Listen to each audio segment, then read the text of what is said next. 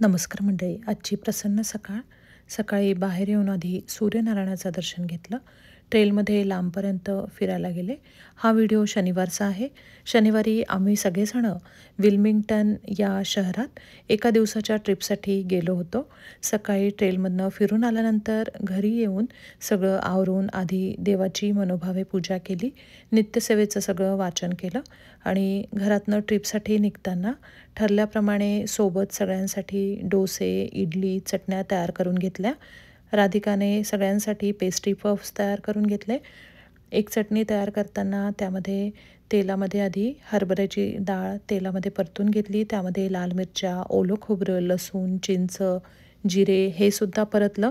चवीनुसार मीठ घालून थोडंसं पाणी घालून मिक्सरमधनं ही बारीक चटणी फिरवून घेतली. त्यावर लाल मिरच्या, कढीपत्ता, मेथ्या, मोहरीचा तडका टाकला.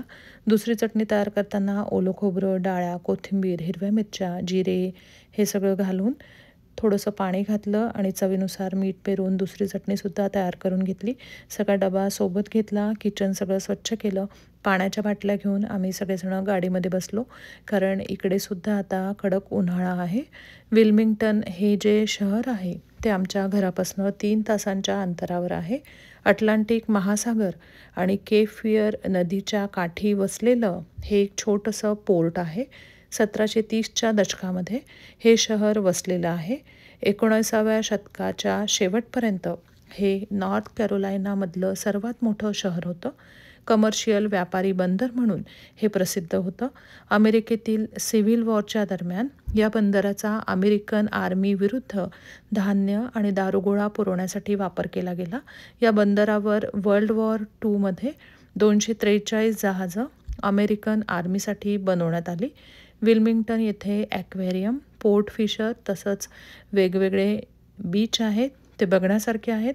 तसंच या शहराचं जे डाऊनटाऊन आहे ते सुद्धा बघण्यासारखं आहे. खूप छान छान तिथे दुकानं आहेत. तसंच तिथे रिव्हर वॉकसुद्धा आहे. आधी आम्ही तिथे पोहोचल्यानंतर आधी एका ठिकाणी थांबून आम्ही सगळ्यांनी जेवणं केली आणि त्यानंतर पोर्ट फिशर बघण्यासाठी आम्ही सगळेजणं गेलो. इकडे 1.5 किलोमीटर लांब मातीचा किल्ला इथे बांधलेला होता. या किल्ल्यात दारुगोळा आणि तोफा ठेवण्यात आलेल्या होत्या. किल्ल्यामुळे पोर्ट फिशर अमेरिकन सैन्यांना जिंकण्यास अवघड होतं. या किल्ल्यात आता माहितीसाठी म्हणून छोटंसं सगळं म्युझियम केलेलं आहे. ते बघून सगळं झाल्यानंतर तिथे एक थिएटरमध्ये एक छोटासा माहितीपटसुद्धा होता. तो सुद्धा आम्ही बघितला. नंतर सगळं फिरून झाल्यानंतर आम्ही बीचवर गेलो. अथांग अटलांटिक महासागर बघून खरंच खूप छान वाटलं. आज सगळीकडे इथे सुट्ट्या आहेत, त्याच्यामुळे बीचवर पण खूप गजबज होती आणि त्या शहरामध्ये सुद्धा या बरीच रहदारी होती. आम्ही बीचवर भरपूर वेळ थांबलो आणि बीचवर खरंच खूप छान वाटलं. मुलांना पण खूप मजा आली. सगळं एन्जॉय केल्यानंतर आम्ही रात्री आमच्या घरी येण्यासाठी परतीच्या प्रवासाला निघालो आणि रात्री सुखरूपपणे आमच्या घरी आम्ही पोहोचलो. धन्यवाद.